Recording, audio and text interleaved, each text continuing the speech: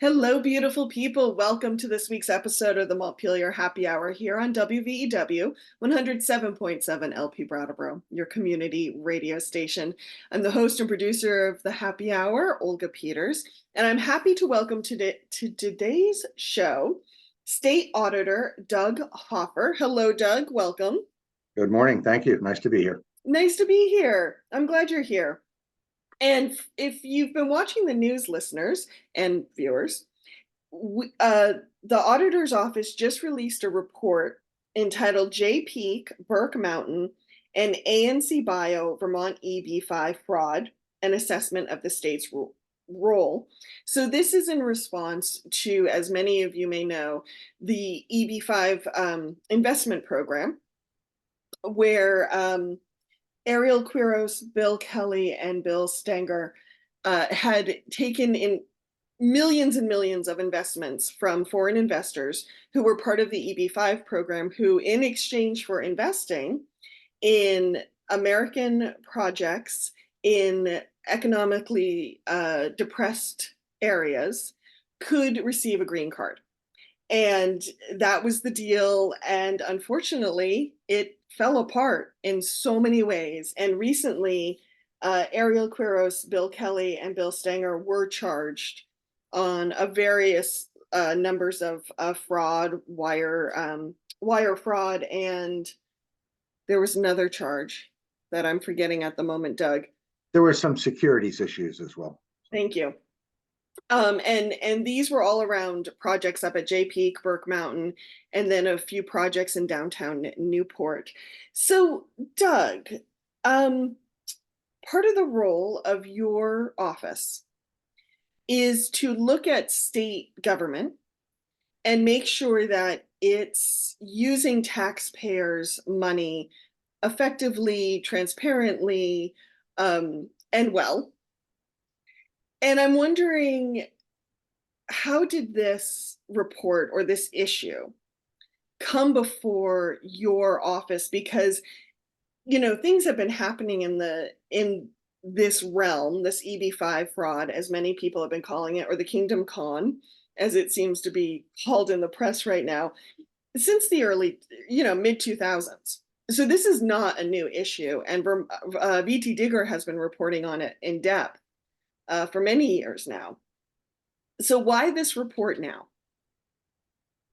Well, as you said, my office typically focuses on the expenditures of state funds for programs by departments and agencies on behalf of taxpayers and others. This did not involve much taxpayer money.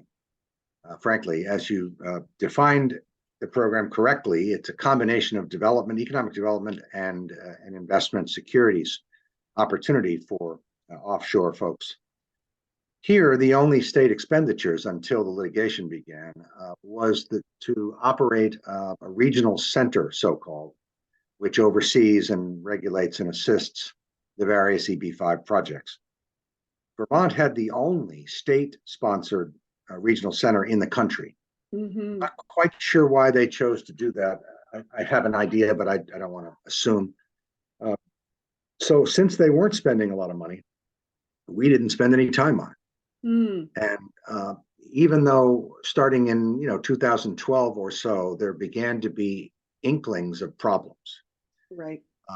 And they had been going on for a little while. But to your comment before, the program, at least for the J-Peak projects, and there were 7 or 8 of them, things were going okay for the first few years. Mm-hmm. Work was being done at J-Peak, on the lodge, on related facilities, and so forth. And the investors, felt reasonably secure about what was going on.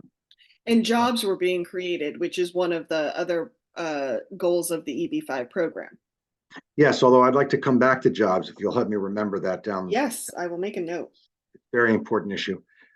So in any case, when things started to become known that there were problems, VT Digger was part of that. They assisted in the disclosure of some stuff that turned out to be the beginnings of a very serious investigation by major players, including the SEC and the state of Vermont and so forth. And early in that process, the Attorney General's office had gone after Quiros and Stenger and come to a settlement with them. This was before some of the criminal litigation began and before the SEC settled and all that stuff. But once the AG felt like they had done at that point all that was required and appropriate, TJ Donovan, the prior Attorney General, turned to me and said, "Here's Doug," because he felt as though he had done all his office could do and that we were better situated to do an investigation specifically about the role of the state. Mm-hmm. Because at that point, much was already known about the behavior of the developers. Not all, but much. Mm-hmm. And I said, what the heck? And we started to do the work, which involved accessing hundreds of thousands of documents, emails, all sorts of stuff. And what happened is then the serious litigation began. See, it was not done, nor was the Attorney General's office done. So and this is more at the federal level litigation. It's federal and state. Yeah. Okay. Federal and state. There were criminal cases and civil cases and so forth. So professional standards for auditors effectively require us under those circumstances to step back and allow the investigations and legal matters to proceed without interference. And that's what we did. So we pretty much sat on it for a couple of years or more. But when the last case, not the criminal case was done a couple of years ago, people went to jail and so forth. Two of them are already out, Kelly and Stenger. Quiros is still behind bars. But then there was a case brought by an attorney on behalf of some of the investors. Mm-hmm. So that litigation held us up again for another year and a half or more. That was settled this past fall. And that was the source of what you alluded to earlier about the money. Mm-hmm. I think the attorneys for the investors were effectively arguing negligence on behalf of the state. Okay. It was a settlement that didn't admit to intentional negligence or anything else. Basically said there were some problems, but we're going to get rid of this. We're going to make this go away. Enough already. Mm-hmm. And the attorney on behalf of the investors agreed. They signed the papers. The state owes $16.5 million, which is a lot of money. And the insurance companies wouldn't cover most of that, which is kind of interesting in itself. So, but once that was done, we could get back to work, and we did. And this report reflects the second half of the story, because we did issue a preliminary report several years back describing the program, just so that people would have that. Not that it hadn't been done, but not all in one place. This report was intended to answer the question, what did the state do or not? Is there anything that hasn't already been brought forward that's included in the materials that were part of the discovery and the lawsuit and so forth? And the answer is it's complicated, but I can say with certainty that we found no evidence of corruption within state government, none. And that doesn't surprise me. I've been on the job for over 11 years. And while when I took the job back in January of 13, I took office, there had been a couple of frauds within state government. Thankfully, and then there were one or two others in the first couple of years of my tenure. Thankfully, since then, as far as we know, there haven't been any others. Right. I don't know why that is, because you hear about corruption in state government all over the country, but not so much here, thankfully. Thankfully. Well, I want to just pause there and make sure that we're all on the same page, because we're talking about things that can have different definitions in different realms. So there's like legal definitions in some cases, and there might be what you and I over the coffee cups at breakfast chatting might call something. So I would love if we could just drill down briefly on the difference between fraud and corruption, negligence. Like if we could just sort of just to be clear, I'm not representing the Attorney General's office. I'm not here as a lawyer. I really don't want to go that deep into that stuff. What I can tell you is that I think everyone listening and watching would agree, we have an idea what corruption is. Mm-hmm. That's a government official taking money from someone and doing something for them, whether it's giving them a permit to build something, whether it's turning the other way if a construction job used bad, cheap materials and it's going to fall down, that kind of stuff. Mm-hmm. Old traditional corruption. That's not what we found. We didn't find any of Perfect. that. Perfect. That's as much as a definition as I needed. I just wanted to make sure listeners were on the same page. Now, fraud was committed by the developers. Mhm. They defrauded the investors at a couple of steps along the way. Although, as I mentioned, in the early years, they actually took the money that was invested and used it to build stuff. And we'll get back to the jobs thing. But it was the latter parts of this entire enterprise that really blew the door off, because things were coming to a head. And I think primarily Quiros, but also clearly the courts believed Stenker and Kelly as well, were part of this scheme that was misrepresenting itself, that didn't have the goods. Mhm. So, and we can get to some of the particulars if you like, but back to make it more linear, the state decided way back when to be the administrator and creator of the regional center, which was responsible for all EB-5 projects in Vermont. And there are others. They're not just limited to JP. And the others have never had these kinds of problems. Mhm. Sugar Bush had one, Mount Snow had one, and so forth. And they're doing fine as far as we can tell. So that center had what the Agency of Commerce, which was given responsibility to create it and house it and staff it, had very limited responsibilities based on what the state understood was the federal government's expectations. Mhm. Basically, to review proposals, to approve them or not. They had to eventually be approved by the feds as well. And then to navigate the process going forward, which had a lot to do with jobs and assisting them with marketing and so forth. And that's basically what ACCD, the Agency of Commerce and Community Development, thought was the limit of their obligations. Mm. That was part of the problem. Because as you pointed out earlier, the word you used was it was an investment program. Well, that was the case for the investors themselves. But here in the state, it wasn't state money. It wasn't even Americans' money. Mhm. These were non-citizens. And interestingly, the program years prior, it'd been around for a long time, EB-5, like 30 years or more.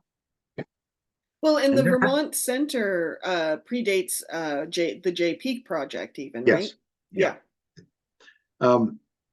But there had been problems before with EB-5 around the country, including fraud. Right. So every 5 or 10 years, there was a fix. Congress would say, oh my God, including former Senator Leahy, who was a big supporter of EB-5. And he would always say, oh my God, what went wrong this time? Let's fix it and move on. And they did that several times. So I mentioned that only because I'm surprised a little bit and disappointed that the Agency of Commerce didn't see that this was more than just a marketing deal to get stuff built in Vermont. People, not Vermonters, but people were investing money in these projects. Mhm. So there was, even though the SEC wasn't involved, prior to this, what happened with EB-5, the SEC did not focus on this program at all. Having said that, there's no reason why people in Vermont couldn't have at least thought to themselves, hey, this does have a securities element to it. And I'll tell you why there were hints of that shortly thereafter. So the state really didn't assume that they had much responsibility and no responsibility with regard to the security side. And that's a problem because they didn't bring to bear the resources necessary to do that, which are not within the Agency of Commerce. As you know, later on, when things really boiled and bubbled, the governor and the Agency of Commerce understood that they needed help from the Department of Financial Regulation, which did have the legal authority and the tools and skill sets to do this work. Right. And it's curious that it didn't occur to the state at the outset that there was this problem of the dual mission, marketing, regulation, because we already had a well-established and well-respected program that did just that. It's called captive insurance, which is managed and administered jointly by the Agency of Commerce and the Department of Financial Regulation. There was already a model for this, but they didn't do it. I don't know why. I don't believe there was any bad intent. It just didn't occur to them, which says a lot, frankly, in my opinion. This is not evidence from the audit, but in my opinion, it says a lot about the culture of the Agency of Commerce. They embrace their role as assisting the business community in marketing and trying to make things happen. That's their job. But you can't not acknowledge the other half of the story. And we'll get back to why this is important and why it's a big takeaway from this whole effort on our part. Yeah. So shortly after things started to roll and were going okay in the first couple of years at JP, a guy came forward in 2011 who I know, had worked with them on developing offering materials. He was not from Vermont, he's from Miami, I think, or Florida. And he publicly came forward and said, I can't work with those guys anymore. Right. I don't trust them. And, he did have a meeting with his attorney and some officials from the state, but he didn't give them much information. Mm-hmm. So what happened is the Secretary of the Agency of Commerce went to Bill Stenger and said, what's going on here? This guy alleges A, B, and C. And Stenger basically said, it's just a business dispute. Don't worry about it. And by the way, here are some records that you can look at that prove me right. And well, the then agency secretary was a very smart guy, but he wasn't an accountant or an auditor. Right. And moreover, he was being given records at Stenger's choosing. Not all the records, just the ones he wanted him to see. So effectively, that ended that little quirky moment in time, which was a missed opportunity. Mm-hmm. At about the same time, by the way, he also said that he believed that there was $13 million missing from their bank accounts. The person who had come forward, Right. who I think was a CPA, actually. Yeah. So, you have the state being told without proof, but that their antenna should have gone up. Mm-hmm. And as I said, the secretary did meet with Stenger and ask him about it, but he walked away satisfied with what he had been told. Mm-hmm.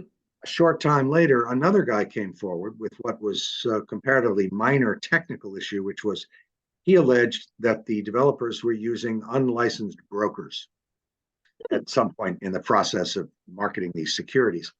Again, that's not a big deal in and of itself, but it is another moment in time when somebody sort of said, what'd you say? Tell me that again. But they didn't. DFR, Department of Financial Regulation, chose not to pursue that. Mm-hmm. So those were moments where, even though they didn't start with this dual effort by DFR and ACCD, they could have come together and said, maybe ACCD could have said, as they did 2 or 3 years later, we need your help. Right. Because DFR had subpoena power, had a lot of stuff that the Agency of Commerce didn't have. So that was unfortunate. Other things that happened that reflect choices missed. In the beginning, when they opened the center, the agency obtained some memoranda of agreement that they got from the feds. They said, well, here's a template you could use. Mm-hmm. And that's fine. It helped them. They didn't have to make it up on their own. They said, oh, this is good. Let's use this. Because we know it pushed all the buttons that the feds wanted. Well, that's true to a point, but that doesn't mean you couldn't add things to it. Right. As long as the feds didn't object. And I say that because after the guy broke faith with the developers and tattled on him, and by the way, we think he was probably the whistleblower for the SEC, which didn't tell the state what it was doing for a long time. That led an employee of the agency who was working at the center to recommend to the secretary and others, hey, we should get Stenger to do an audit, which was exactly what should have been done. Mm-hmm. You don't get Stenger to do the audit, you get somebody from outside to do it. But anyway, Stenger agreed, but after 4 months, he told the center that he wasn't going to do it. He said, too expensive, we're not going to do that. Don't need that. Right. So they missed the opportunity.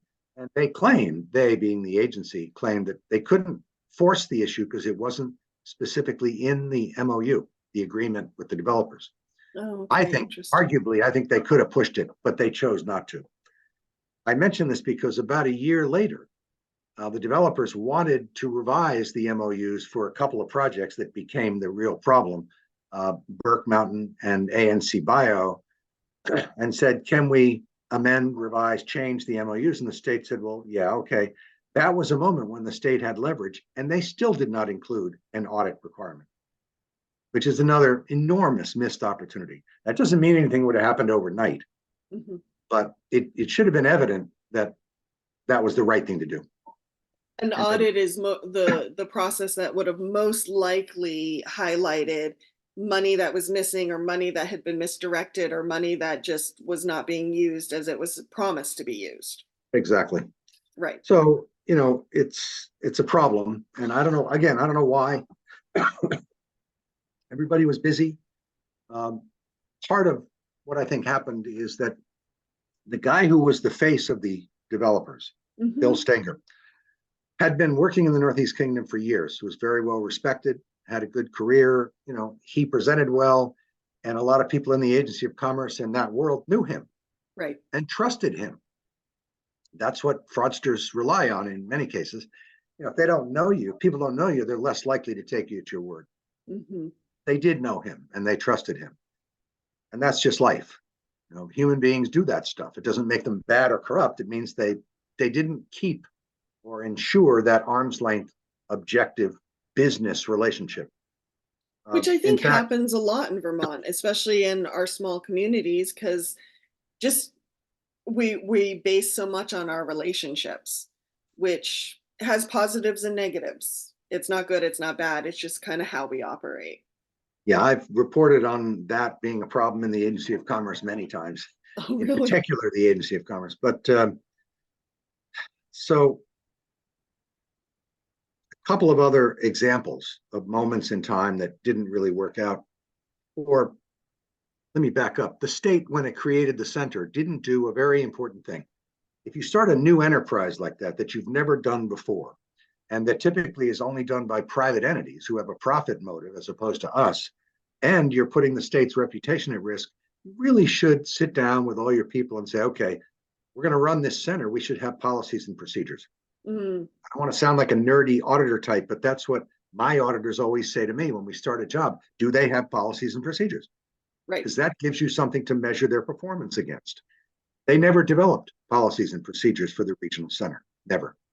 And I think had they done that, which is really best practice, that conversation probably would have included what I discussed before about the wisdom of having the two parties come together, DFR and ACCD, work together on regulating and marketing and so forth. And that didn't happen, which is too bad. I don't know why. Another finding in your report that I found interesting was going back to this discussion around audits, how in a number of marketing materials, including a video that featured Governor Shumlin, who was governor at the time, the state publicly said, we are overseeing this program. That's one reason your money is safe. We are doing audits, and that what was being said and what was being practiced were not necessarily the same thing. No, and for the record, I don't believe the governor intentionally misled people. I don't think so think, either. Governors cut ribbons. They talk to people all the time. It's remarkable. All of us public figures don't screw up more often, but he just said something that he probably knew as soon as he said it, he shouldn't have said. Interestingly, that video, which was directed by Bill Stenger, by the way, was used for a year and a half before the state even learned about its existence. Right. And that feeds back to something I'll mention now, and that is two of the things in the memorandum of understanding with all the projects and the investors was that the state, the center itself, agreed to have quarterly meetings. Okay, what does that mean? Yeah, I have well, a question because about they this, didn't have policies and procedures, they didn't have effectively real guidance for the center's director to say, okay, we're having our quarterly meeting. Here's my agenda. Here's the documents that I want. Here's the questions I want answered and so forth. Not to make it adversarial, but just to build a record. They didn't do that. They didn't even record actually when the meetings took place. Although there is evidence from email traffic that they did occur. We don't know when, we don't know what they talked about. There were no records. That's just bad form. Really yeah, bad. as a journalist reading that part of the report, I'm like, public record, public meeting law? Like, what happened here? Yeah. So it's unfortunate. And the developers had convinced the successive directors of the center that everything you need to know is right here. They would give them some spreadsheets, but the state never took those documents with them. When the meeting was over, everybody went their separate way, and there was not only was there not a record kept or made, but they didn't take those records back to their office to review them at their leisure in private, maybe with the help of the CPA, whatever. They didn't do that. It's just odd that, and some of these people, by the way, are smart, capable people who I think trusted them too much. But then when things got a little squirrely a little later on. The denial of the developers to meet the expectations of the state was a huge tip-off that should have been, I think, a huge tip-off that they were hiding something. Mm-hmm. Because there were many back and forths over time between the center and the developers about, okay, your offerings for the security say the following things. We're not sure we can approve all of what you're saying. And they'd say, what's the problem? Back and forth, tick-tock, time goes by. And the state later in the game actually threatened to cancel some projects because of these disagreements about the offerings and so forth.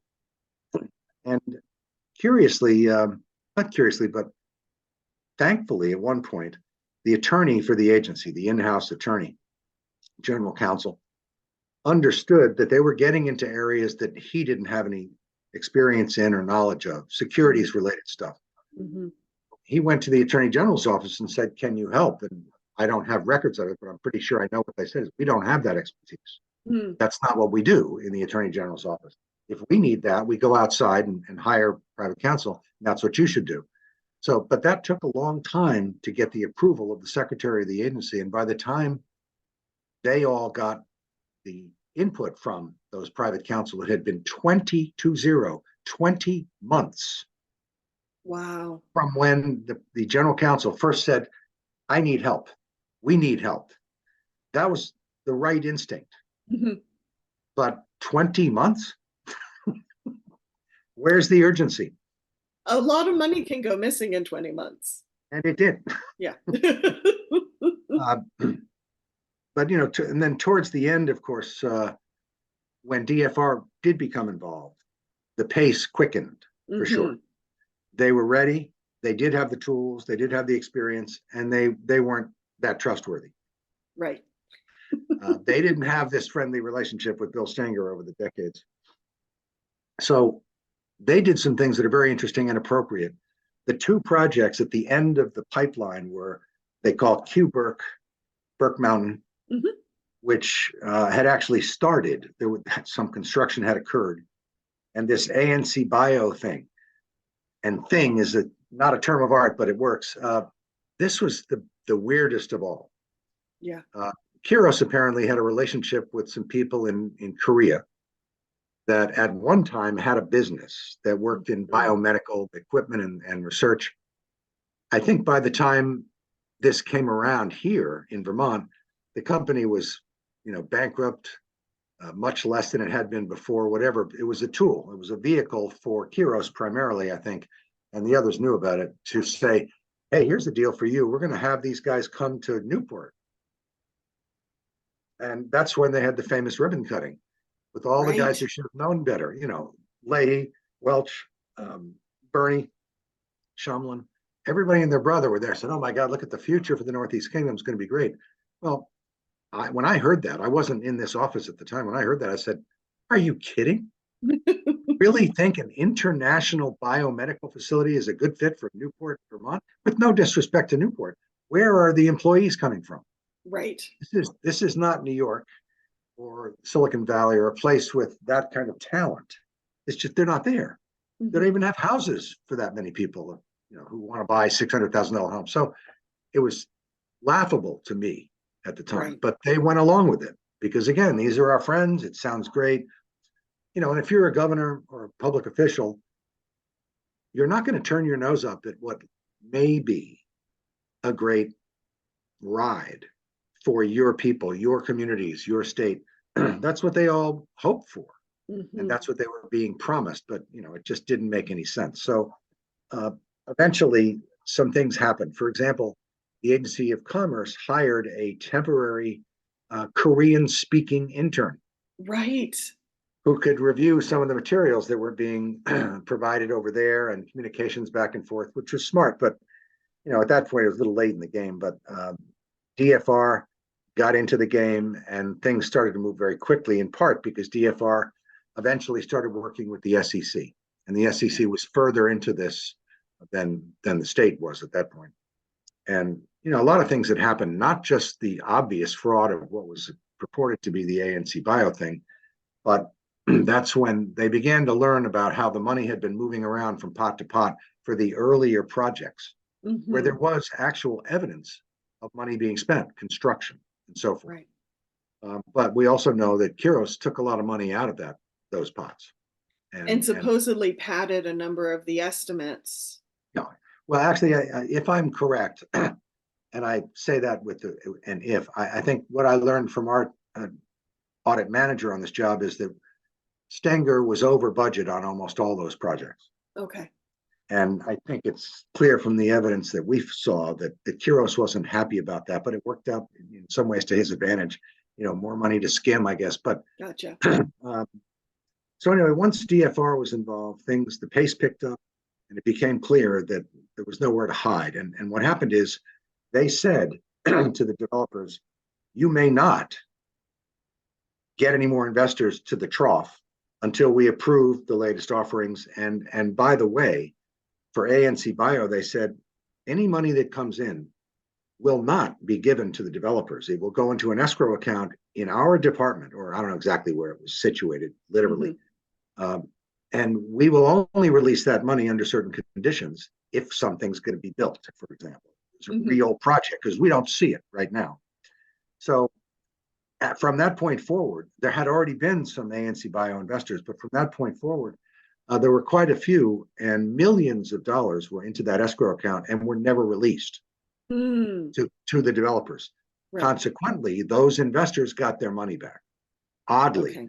the biggest fraud of all, AnCBio, I mean, Judge Crawford, the federal judge who had this case, called it a ghost. There was just Mhm. nothing there. But all those people got their money back. On the other hand, having not built anything, there were no jobs.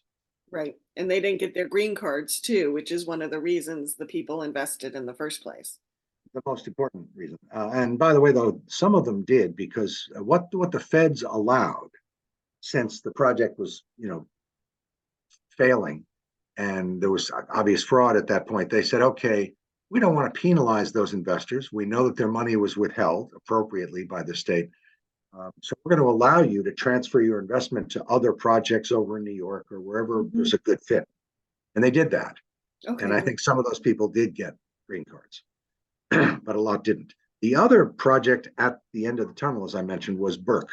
Mhm. That's where there was some controversy within state government Hmm. because, clearly DFR felt that there was fraud in that project as well. But what happened is at some point, contractors, local folks, workers, elected officials started bugging the heck out of the governor and saying, Governor, what the heck's going on here? We're not getting paid. Right. We put in a lot of money, a lot of our own time. We've got employees who need to be paid. They have mortgages. What's going on here? And so that was a challenge. In addition, the question about, well, should we have the escrow thing and just stop the whole process? Or should we have the escrow thing and find a way to allow somebody to go out to complete the work?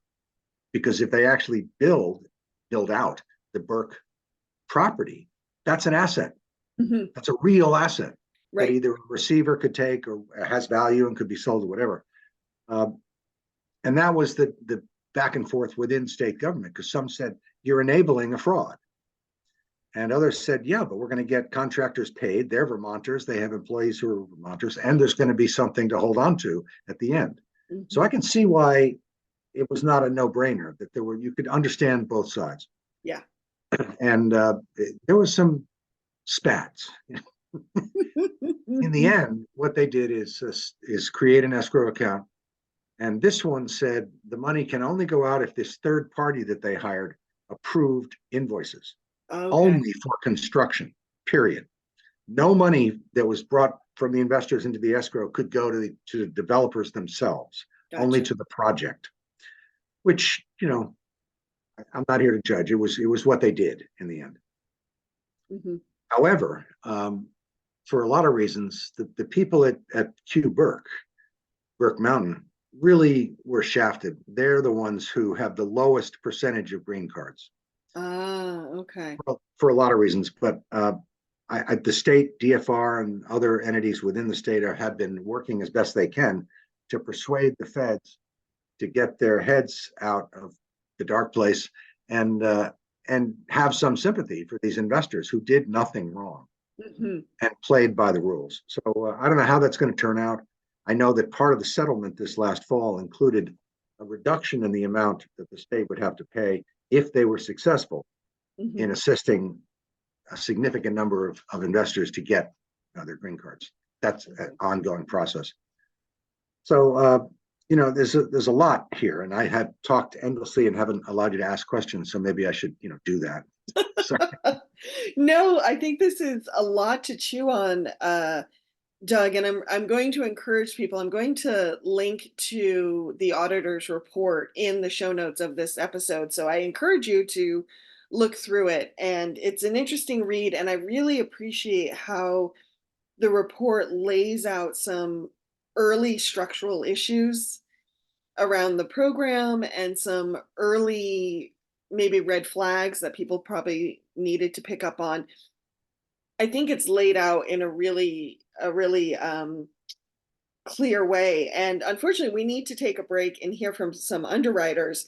And in the second half, I'd like to get back to jobs, and I also want to just talk about, in the future, how do we prevent this from happening again, which I think is the more important issue. So stay tuned, everyone. We're going to hear from some underwriters on WVEW 107.7 LP Brattleboro, your community radio station, and we'll be right back.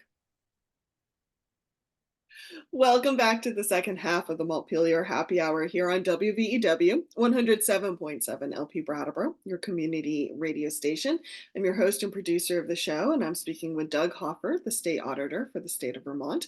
I want to quickly say thank you to Brattleboro Community Television for taking the video version of our show and sharing it with media centers around New England.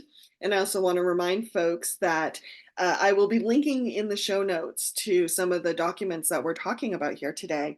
And you can find those at our podcast website, wherever you subscribe to podcasts, or at the Montpelier Happy Hour.captivate.fm.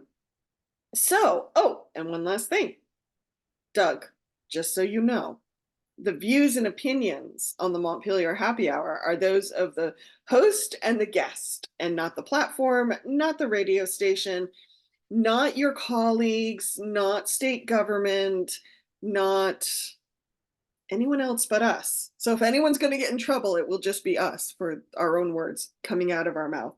Right. So thank you, Doug, for being here today and talking us through your report, the JP Burke Mountain and AnCBio Vermont EB-5 Fraud, an assessment of the state's role report. Just if you're joining the show now, in the first half of the show, we were talking about the report itself and some of the findings that the office found. And in this part, we're going to be talking more about jobs and looking ahead. How do we make sure that something like this fraud doesn't happen again in the state? And Doug, if you'll bear with me for a moment, one thing I'm sitting with as I'm looking at this report and this conversation here is probably about 3 weeks ago, a friend and fellow journalist, Leah McGrath Goodman, was on the show, and she is getting her master's degree from the University of Suffolk in the UK, studying corruption. And I realize that what we're talking about now is not that full-blown far-end corruption that she is studying. But one thing she said that really stood out to me, and I've been sitting with, is as someone who lives in Vermont, one of her concerns for Vermont in general, she feels we can be vulnerable to these types of misuse of funds that Ariel Quiros, Bill Kelly, and Bill Stenger engaged in with the JP projects, because we tend to be economically disadvantaged, and many of our small communities don't have like an industry base or a jobs base. She feels that we are vulnerable to folks coming in and saying, hey, I have this shiny new project. It's going to bring all this money to the area. It's going to bring all these jobs, kind of like the AnCBio promises that were made behind those projects. And I've just been really sitting with that because I think she has a point. I think back to my area of the state with the Hermitage Project down in Halifax at Haystack. And again, it was someone who came in, bought a lot of property, had all these projects, and it went bust for various reasons. I'm not saying there was fraud or corruption. And then it had to be straightened out, which it is slowly being straightened out, but the community suffers in the meantime. I'm curious for you, what are you sitting with having gone through this report and seen all the documents in the court case? Well, your concerns are well founded, but I'm not aware of too much of that. But we do have something that, for most, passes the straight face test, but is no less, in my view, a waste of taxpayer money. Mm-hmm. And that's mostly what we're concerned about. Right. Fraud can involve private sector parties ripping each other off, and that doesn't work for workers or communities, but we don't see too much of that here. But at the state level, we have some programs that are predicated on assumptions that are not supported by the evidence. And we give a lot of money away to businesses that say, have we got a deal for you? We're going to expand. We're going to have more workers. We're going to do this. We're going to do that. And if you don't help us, we can go to South Carolina. Well, this has become a national joke, not us, but the whole idea of states being held hostage to an industry that shops businesses around to get money from these incentive programs. And Vermont's been doing it for 25 years. Luckily, we don't have the resources to do it nearly as big as most other states, but it's still money that should be invested for better purposes than just lining the pockets of some corporations. Having said that, we build the trough. I don't blame them for coming to the trough. Good but point. We have some deeply flawed programs. But I'm not aware of a lot of fraud, frankly, and thankfully. Thank you. But yes, that vulnerability of our economy, sometimes I do worry about that. That I do worry that sometimes when someone comes in with a lot of money and those shiny new projects. Well, you know what? I suspect that it's not so much that it would lead to fraud, although it can and has in other places and here. It's that those people or those entities with that much money end up getting local and state officials to do things they might not otherwise do. Like give a permit for something this big, when in fact, it might be better for all of us if it was only this big. Whether it's a development for housing, or not that we don't need lots of housing, we do, but the question is how much in what places and of what type, and also commercial and industrial development. So scale becomes a big deal. And what would have happened anyway? If it's such a good idea, then why do you need us? If you have a good business plan, then do it. Anyway, I'm glad again that I'm not aware of a lot of pure fraud. Thank goodness. So let's talk jobs, because one of the goals of the EB-5 program is job creation, especially in economically struggling communities. Did that happen with the J. Burke AnCBio projects? Yeah, I'm so glad you asked because as you may know, your listeners and viewers may not, each time we do an audit, we invite the auditee or the entity that we're auditing or that has a direct involvement to provide management comments at the end, and then we append them to the report just as we get it. And if they say something's crazy, then we respond, which happens sometimes. We get the last word. But the response from the Agency of Commerce asserted that 6,000 jobs were created because of EB-5. And it's very near the end of the report. You'll see it. It's just a picture, a PDF of their one-page response from Joan Goldstein, who's the commissioner of the department. Oh, yes. Yep. So here's the deal on jobs. What the feds require is that applicants to the program come to a place like our center, if it has been approved as a project with an EB-5, and say, I've got 500 grand, and they go, great.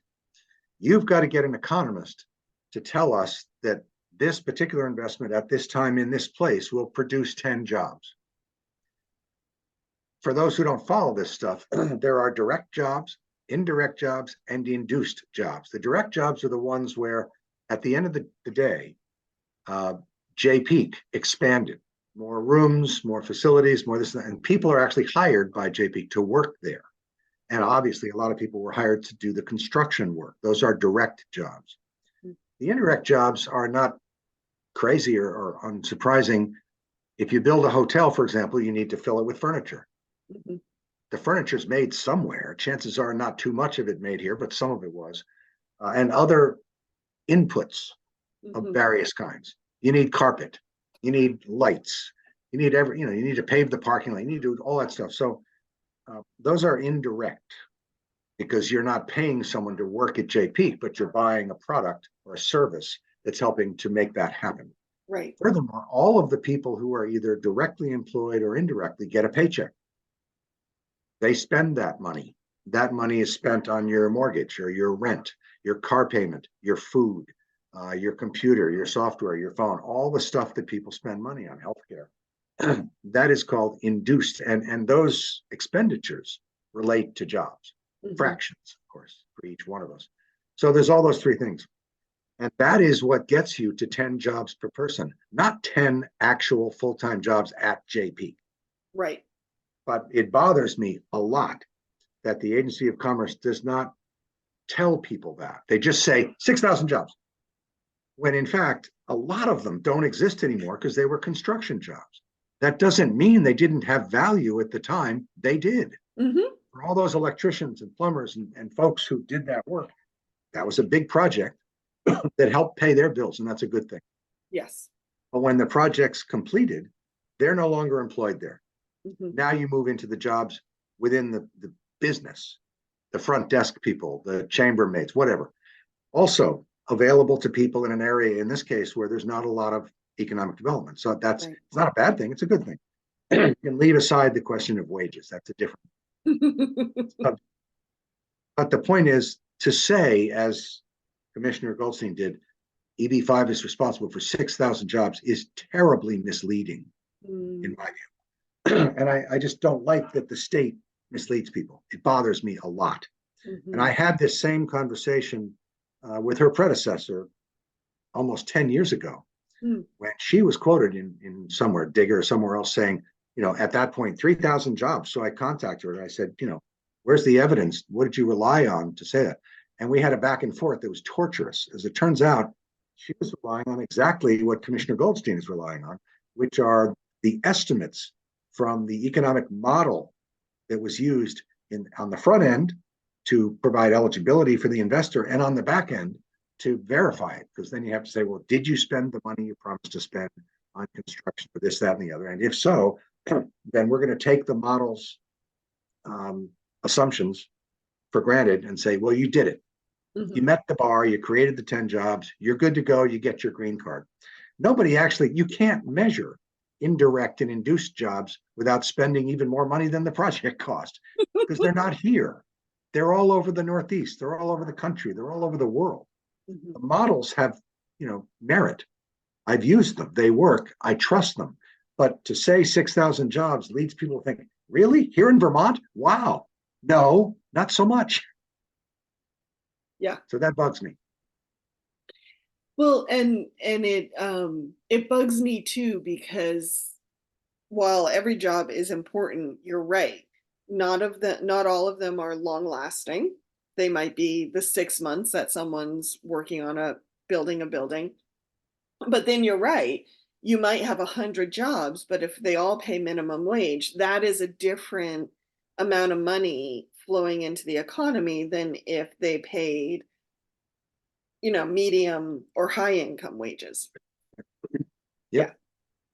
And that all flows differently. So let's talk about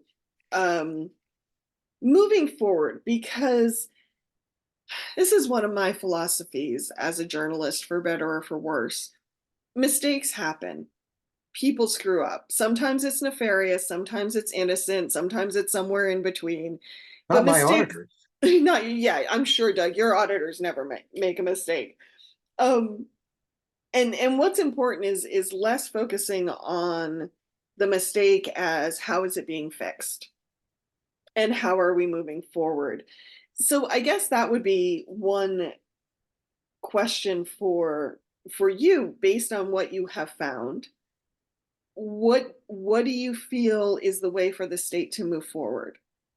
Yeah, I alluded to this at the very beginning of our conversation today, and that is that in this case, the Agency of Commerce had dual responsibility: marketing, assisting the projects and the developers, and regulation. Admittedly, the regulation part, in their view from the outset, was very, very modest.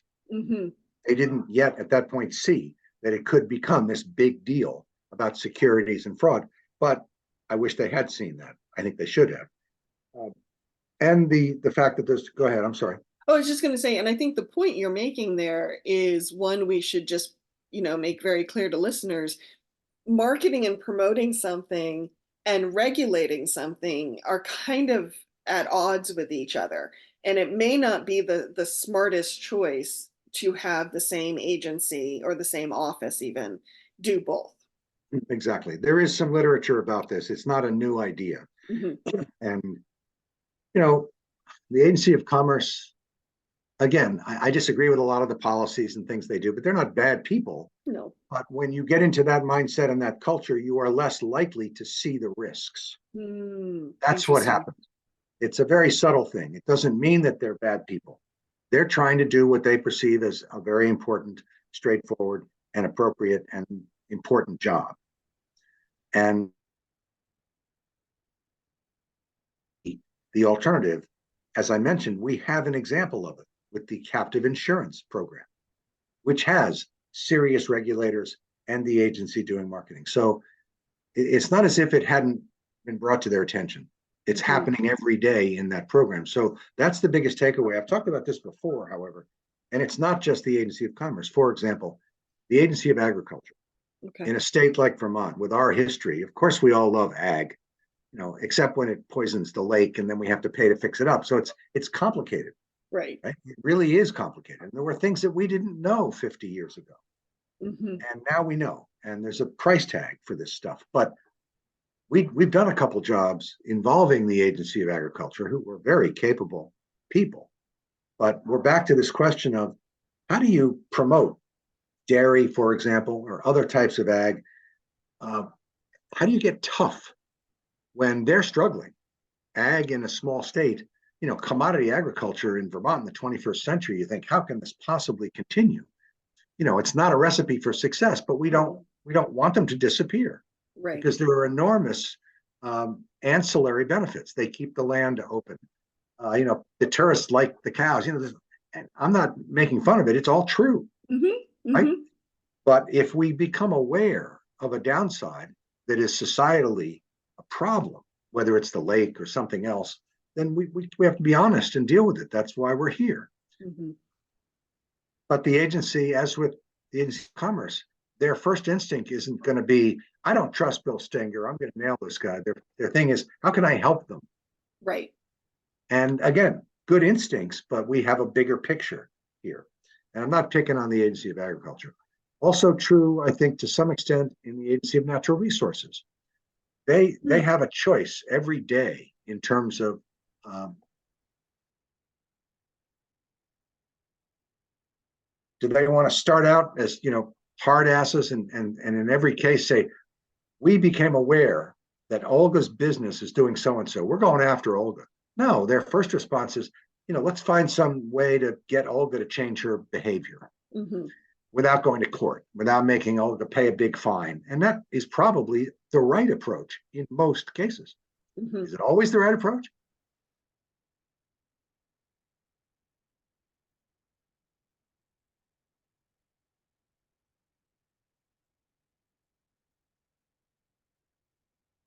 And for listeners, I'm sorry, Doug has frozen. Um, and I'm going to see if we can get him back.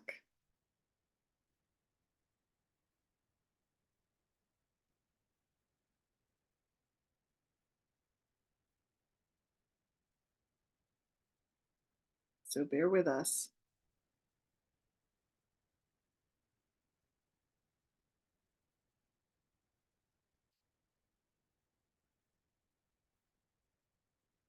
Yep. And just again, for the sake of our listeners, we have lost Doug.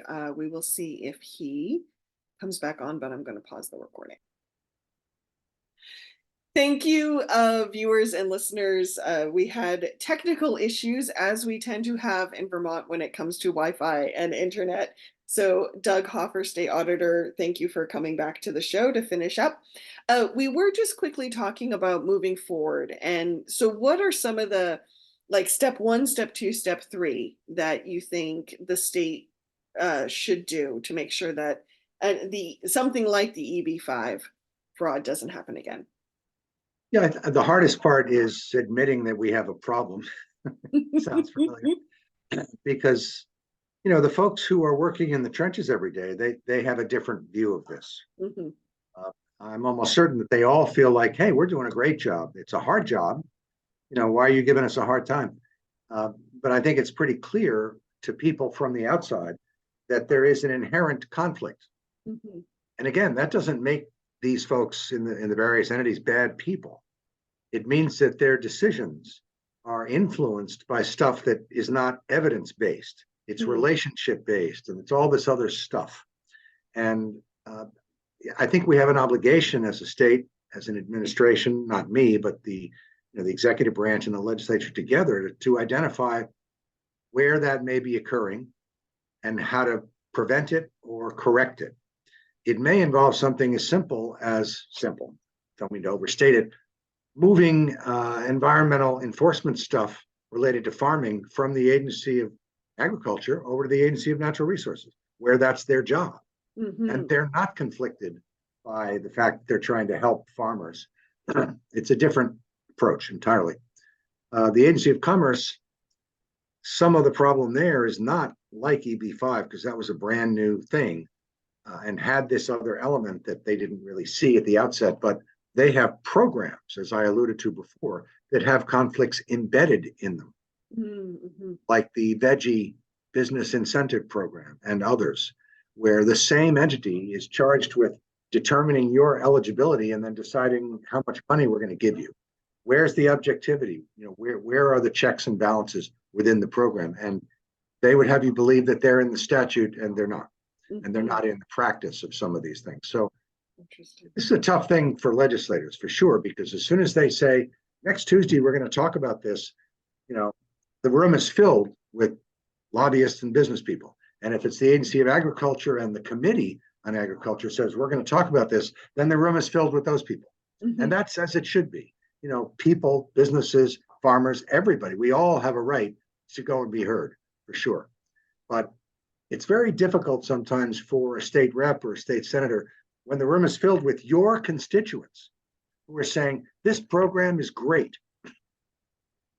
How many people can stand back and say, I hear you saying that, I want to learn more about it. Other people who may not agree with you. That's hard. That's really hard. I'm glad it's them and not me. And furthermore, the administration, all of these folks in state government are subject to input from outside. They are all lobbied all the time. Governor's office, agencies and departments, as well as elected officials in the State House. But I think the evidence is clear that it's overdue for a conversation about some of this stuff. It's not an easy path, but if we're not here to do the hard stuff, what's the point? Right. Well, and on a very basic level, I would say when things like policies and procedures, best practices are very clear, it makes the process easier for everyone who has to engage in it, because everyone knows where the guardrails are. Exactly. Yep. Have you been an auditor in a former life? No, but I have worked some jobs where very bad leadership and very bad policies, and you kind of learn what not to do. um, Unless there's anything else you want to mention about the EB-5 report, Doug, I'd love to hear. We have about 5 minutes left in the show. what else your office is working on? Sure.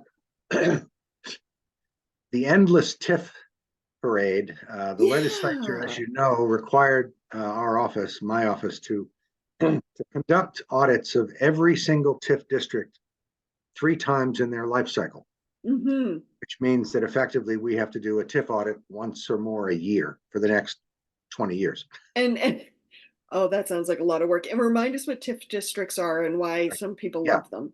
TIF is tax increment financing, and it's an opportunity for towns who may want to improve the infrastructure in their downtown to generate more interest in development in the downtown, which who's going to argue with that?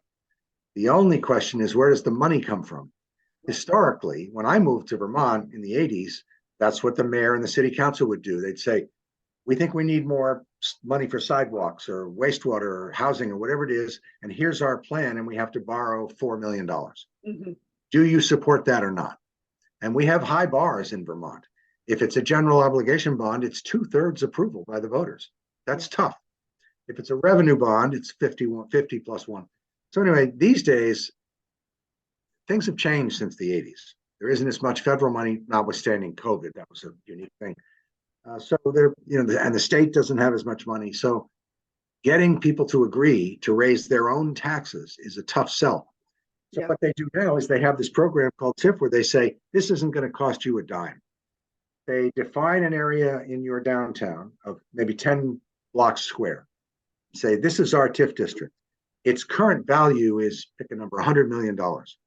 We want to do the following things: a new road, a new park, a new parking lot, green space, water and wastewater, whatever it might be, to encourage more people to come and invest here as opposed to out in a cornfield somewhere. That's going to cost a lot of money. We need 20 million bucks. Mm-hmm. What we're going to do is say, okay, we know that this area currently generates, pick a number, $4 million a year in municipal and education tax revenue. Okay. If what we do, improving the infrastructure, achieves the outcomes we're looking for, which is more development, then the value of that district will go from 100 million to 110, 20, 30, and so forth. And we're going to assume that none of that increase in value would have happened, here it is again, but for this TIF. So what they do in effect is keep money that would have gone to the education fund for 20 years. Most of the money that's part of that new increment of revenue from the new increment of investment. Mm-hmm. And that basically, the Joint Fiscal Office has estimated that that's keeping $6 to $8 million a year out of the ed fund. But you can't spend less because the education fund is obligated to spend whatever the state and the municipalities agree upon in this crazy formula. So somebody else has got to pay that $6 to $8 million a year. So if Putney has a TIF, and that means the rest of the state is making up for the money that you used to send to the education fund, we have to send that money in. Oh, interesting. We now have 8 or more TIF districts. That's why it's so much money every year. I don't think it's a terribly good program, although I certainly agree with the goal, which is to help towns who are struggling with their downtowns to get the infrastructure that's required to help them grow. That's fine, because I like growth in downtowns. We all do. It makes more sense than out in the cornfields. Anyway, the TIF things are complicated as hell.